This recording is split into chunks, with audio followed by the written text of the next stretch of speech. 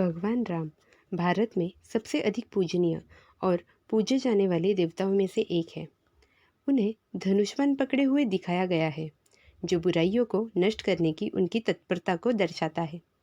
उनकी कहानी महाकाव्य रामायण का निर्माण करती है। वो बुराई पर सत्य की विजय का प्रतीक है। वो हर पहलू में परिपूर्ण है और अक्सर उन्हें मर्यादा पुरुषोत्तम कहा जाता है। राम अयोध्या के राजा दशरथ के पुत्र थे। दशरथ की तीन पत्नियां थीं, कौशल्या, सुमित्रा और कैकेयी। कौशल्या से राम, कैकेयी से भरत और सुमित्रा से जुड़वा लक्ष्मण और शत्रुघ्न का जन्म हुआ। राम जी सबसे बड़े पुत्र थे और भरत दूसरे सबसे बड़े पुत्र थे। जब राम जी राजा बनने के लायक उम्र में हो गए, मंथरा ने कैकेयी को समझाया कि भरत को राजा बनना चाहिए, ना कि राम जी को। कैकेयी को बहकाने के बार बार के प्रयासों के बाद मंथरा अंततः सफल हो गई। कैकेयी दशरथ के पास गई और बड़ी चालाकी से उन्हें उस वरदान की याद दिलाई जो उन्होंने उन्हें देने का वादा किया था। जब राजा दशरथ ने पूछा कि उसकी क्या इच्छा है, उन्होंने कहा कि वो चाहती है कि उनके पुत्र भरत को अयोध्या का राजा बनाया जाए और राम को 14 वर्ष के लिए वनवास भेज दिया जाए। ये सुनकर राजा दशरथ मंत्रमुग्ध हो गए, लेकिन जैसा कि उन्होंने कैकेयी को वचन दिया था, वो अपनी बात से पीछे नहीं हट सकते थे। राजा दशरथ राम जी को आदेश देते उससे पहले ही राम जी ने तुरंत अपने पिता की बात पूरी कर दी और वो सीता माँ और लक्ष्मण के साथ 14 वर्ष वनवास के पर चले गए। ये याद रखना महत्वपूर्ण है कि जब ये घटनाएं घटी तब भरत राज्य से बाहर थे और इस प्रकार वो जो कुछ भी हुआ उससे अनजान थे। वापस आने के बाद वो अपनी माँ के बुरे काम से दुखी और क्रोधित थे। दूसरी ओर राम जी चित्रकूट में रह रहे थे और सादा जीवन व्यतीत कर रहे थे, लेकिन बाद में मुनि अगस्त्य के सुझाव पर पंचवटी चले गए। लंकापति रावण की बहन शूर्पणखा इस क्षेत्र पर उसके अन्य दो भाइयों कर और दूषण के कब्जा कर लिया था। एक दिन संयोगवश शूर्पणखा उस आश्रम के पास से गुजरी जहाँ राम जी रह रहे थे। वो इन तीन सुंदर मनुष्यों को देखकर दंग रह गई। वो राम जी से शादी करना चाहती थी। राम जी ने शूर्पणखा को नजरअंदाज कर दिया। इससे वो क्रोधित हो गई और उसने सीता माँ को मारना चाहा। सीता माँ की रक्षा के लिए लक्ष्मण ने उनकी नाक काट दी। शूर्पणखा को बहुत गुस्सा आया और वो सीधे अपने भाई रावण के पास गई और उसे सारी बात बताई। शूर्पणखा ने रावण को इस दिव्य सुंदरी सीता माँ के बारे में बताया। रावण ने अपनी पत्नी बनाने और राम जी से युद्ध करने का निर्णय लिया। रावण ने अपने सहयोगी मारीच को एक आकर्षक हिरण का रूप धारण करने के लिए कहा। रावण के कहे अनुसार मारीच ने स्वर्ण मृग का रूप धारण कर लिया और उसे सुंदर मृग को देखकर सीता माँ चाहती थी राम जी उनके लिए फिर ले आए।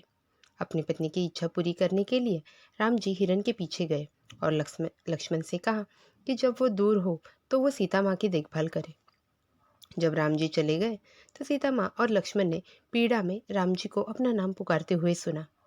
सीता माँ इस बात से बहुत डर गई और उन्हें लगा कि राम जी खतरे में हैं। उन्होंने लक्ष्मण से राम जी की तलाश करने को कहा। लक्ष्मण सीता माँ को अकेला नहीं छोड़ना चाहते थे। हालांकि सीता माँ ने जोर देकर कहा कि वे अपने भाई को ढूंढने जाए और वो ठीक है। जाने से पहले लक्ष्मण ने बरामदे में एक रेखा खींच दी और सीता माँ से कहा कि वो किसी भी कीमत पर उस रेखा को पार न करे। जब वे दोनों चले गए तो ऋषि भिक्षा मांगने के लिए आए। सीता माँ दयालु थी, इसलिए वे उन्हें मना नहीं कर सकी और उन्होंने ऋषि को वो सब दे दिया जो उनके पास था। जैसे ही उसने लक्ष्मण द्वारा खींची गई रेखा को पार किया, ऋषि ने खुद को रावण के रूप में प्रकट किया और उसका अपहरण कर लिया।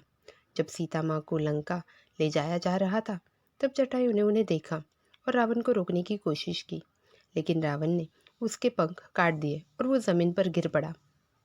जब राम जी और लक्ष्मण कुटिया में लौटे तो सीता माँ को गायब देखकर आश्चर्यचकित हुए।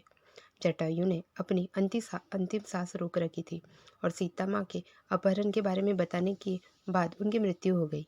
राम जी और लक्ष्मण दोनों अंततः ऋक्षमुख पर्वत पर आए। शबरी ने उन्हें सुग्रीव से मिलने के लिए कहा था, जो अकेले ही सीता माँ को बचाने में समर्थ था। जब हनुमान ने उनकी कहानी सुनी तो उन्होंने कहा कि उनके राजा सुग्रीव भी इसी संकट में है।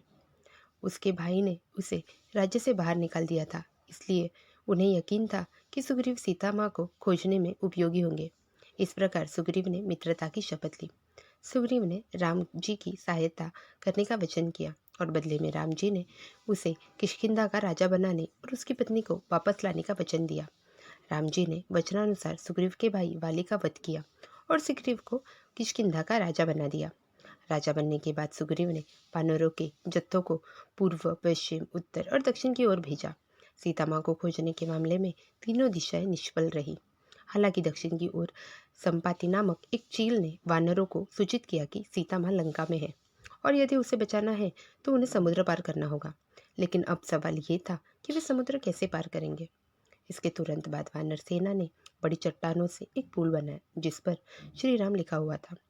चट्टानें पानी पर तैरने लगी और इस तरह वे सभी समुद्र पार कर लंका पहुंचे। लंका में दोनों पक्षों के बीच भीषण युद्ध छिड़ गया। राम जी ने रावण का वध किया और विभीषण को लंका का राजा बनाया। इस प्रकार सीता माँ को बचा लिया गया और वापस लाया गया। राम, लक्ष्मण और सीता माँ 14 वर्ष के वनवास के बाद अयोध्या वापस आए और अंततः राम अयोध्या के राजा बन गए। उनका शासनकाल राजशाही का आदर्श उदाहरण था। धन्यवाद।